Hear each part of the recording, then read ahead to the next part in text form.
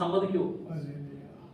ദൈവാത്മാവിന് വിരുദ്ധമായി നമ്മളെ എന്തെങ്കിലും ചെയ്തിട്ടുണ്ടെങ്കിൽ നമ്മുടെ ചിന്തയെ തന്നെ പ്രവർത്തിക്കണ്ട, ചിന്തയെ തന്നെ കടന്നുപോയാൽ ദൈവം പ്രസാദിക്കൂ. ദൈവത്തിന്റെ മന്ദിരം, അതിന് തുടർന്ന് നിങ്ങൾ ദൈവത്തിന്റെ മന്ദിരം എന്നും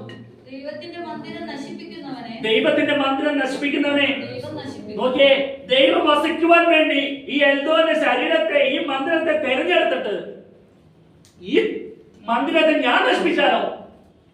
വേറെ ആരും നശിപ്പിക്കണ്ട, ഞാൻ എന്റെ മന്ദിരത്തെ നശിപ്പിച്ചാലോ? ദൈവത്തിന്റെ മന്ദിരം നശിപ്പിക്കുന്നവനെ ദൈവം നശിപ്പിക്കും. ദൈവത്തിന്റെ മന്ദിരം വിശുദ്ധമല്ലോ, നിങ്ങളും അങ്ങനെ തന്നെ. ഇനി ഓരോരുത്തന്മാര് പറയുന്നവരെ പറയാൻ പറ്റുമോ? സൈന്യങ്ങളുടെ ഹോവേ, തിരുനിവാസം എത്ര മനോഹരം.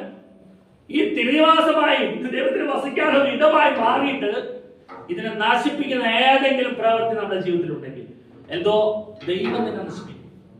ഞാൻ എന്നെ തന്നെ നശിപ്പിച്ച